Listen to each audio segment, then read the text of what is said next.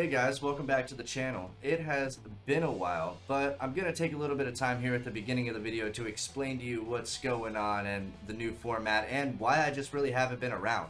Alright, well first things first, clearly I'm doing this whole like face thing. We're showing my face on the camera a little bit, which is all cool. Secondly, I'm in a studio. I built this studio. The thing is, my videos were getting blocked by the UFC. You know, it was all automated. It was the automated system. But I needed to come up with a way to make my videos myself. That way I didn't have to worry about the UFC's copyright, and we could just, you know, have this dialogue talking about this thing we love called MMA. You know what I mean? And I figured that we could do that in a little bit of a different format. And what I mean by that is I'm actually going to do a prediction and a recap in the same video. So I'm going to record my predictions before the event happens, and then I'm going to record another part afterwards, and I'm just going to edit it all together as one so we can kind of enjoy the experience on like a Sunday night or a Monday morning and just, you know, have some fun talking about MMA. So, you know, let's get on to the whole predictions. Alright, so we're just going to kind of get into these predictions here. I am honestly just going to kind of breeze through them. I have the bouts on screen here. I've went through their records, and I have my predictions on how they're going to win. I'm not giving a specific round because I'm not betting on this. I'm just going, hey, this is who I think is going to win, and this is how I think they're going to win. So let's start with the first fight, which is TJ Brown versus Charles Rosa. I have Brown winning via decision. The second fight is Brian Kelleher versus Kevin Kroom. And in that fight, I have Kelleher winning via submission. The next fight on the prelims is Court McGee versus Ramiz Brahimaj. And in that fight, I have McGee winning via decision. And I believe it was his experience that made me think that. The next fight on the card is Jamie Pickett versus Joseph Holmes. In that fight, I have Holmes winning via submission. Here we start getting into the main event, and the first fight on the main event is Bill Algeo versus Joe Anderson Brito, whatever. Either way, in that one, I have Brito winning via KO or TKO. Next fight on the card is Bush versus Borshev. I am not even going to try and say that guy's name. It is way too difficult. The winner I have, though, is Borshev via KO or TKO. So looking forward to that fight. I think he's going to get it done. Coming up next is a female bout. Chookagian versus Maya 2. Yeah, Caitlin Chookagian and Jennifer Maya fought before. I think it was back in 2019. And this is going to be their rematch. So personally, I think Chookagian's going to win again via decision. But you never know. Maya could pull it out and they could end up having a trilogy. The next fight on the card, we have Royval versus Bontorin. And in that one, I think Royval is going to win via submission. Next up, we have Jake Collier versus Chase Sherman. And I'm just going to be blunt. I think Sherman wins this via a KO or TKO. I think he's going to finish him, and I think it's going to be pretty early. But then, we finally arrive. Giga Chikadze versus Calvin Kattar.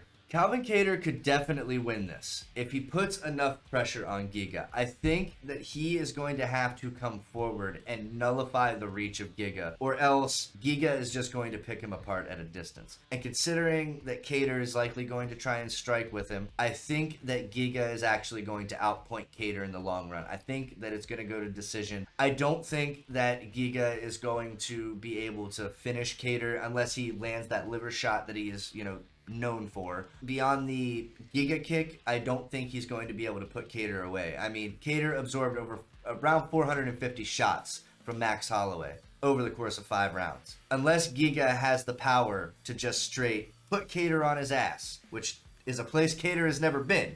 Kattar has never been knocked down as far as I am aware. We will see. We'll see how it goes. But I think that Giga wins via decision. Let me know what you think down in the comments. The very next scene, once I'm done here, okay? Once I'm done here, it's going to be after the event. I'm going to be giving you my impression. Was this a good event? Was it a bad event? Was it boring? I'm going to give you a little bit of a, It's going to be one of those. So I'll be right back. Right, well, we are back. And that was a main event. We will get to that in a minute. First, we have to go over these predictions that I made. And some of them were correct, others were not. Some of them were very different from my original predictions. Some of these were just kind of guesses. Others were a little more educated because I knew who the fighters were and I've seen their past fights.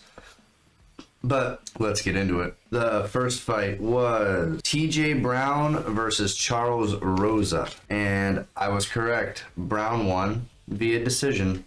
The second fight was Brian Kelleher versus Kevin Kroom, and the winner of that was Brian Kelleher, and it was by decision, not submission. So technically I was wrong, but that was actually a really good fight. Brian Kelleher, he came up a weight class and he put on one hell of a show. So that was a good fight. You get a chance, watch that fight. I'm gonna start starring these the next time, so that way we'll make sure that the show will get better, okay? This is like a test run. This is a pilot episode, okay? It's not a big fucking deal, okay?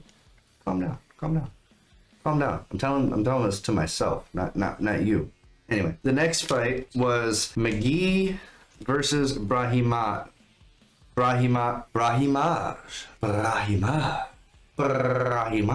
Anyway, the winner of that was McGee, and like I said, I think I said it. Did I say it? I don't know if I said it. Anyway, I said that he was going to win because he had experience. McGee won because of his experience. That Brahima had no idea what was coming at him. He got Brahi up. But once we start getting into the main card, we have Bill Algeo versus Joe Anderson Brito.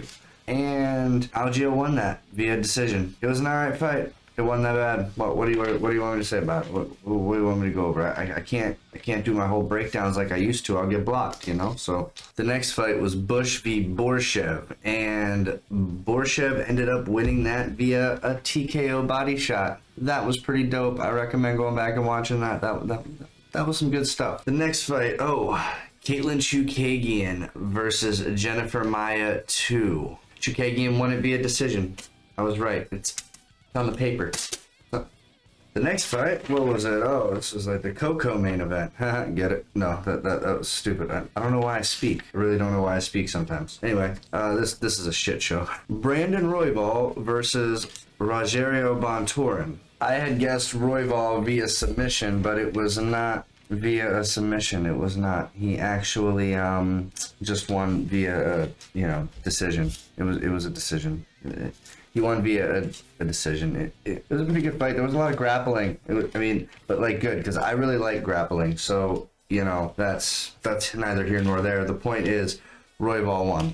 The next fight up, Jake Collier versus Chase Sherman. And I had Sherman winning it via KO. However, I was very wrong. Collier won it via a rear naked choke in the first round. So, pretty impressive. That's good stuff. I like that. Now we get to the main event, where I had probably my biggest blunder. I'm actually kind of happy with this because it's not the way that I thought it was gonna go, but it's the way that I wanted it to go, and that is what's really more important here. So Calvin Kattar versus Giga Chikadze. I thought that Chikadze was going to win via a decision. I was wrong. I was very wrong. Kattar beat Chikadze, in my opinion, every round. The only round that Giga might have won would have been the first round, in my opinion. That on the scorecards, he won every round. I think Kattar battered Giga Chikadze, and that was not what I was expecting. I don't think anybody was expecting that outcome. So hats off to Calvin Kattar, man. That guy is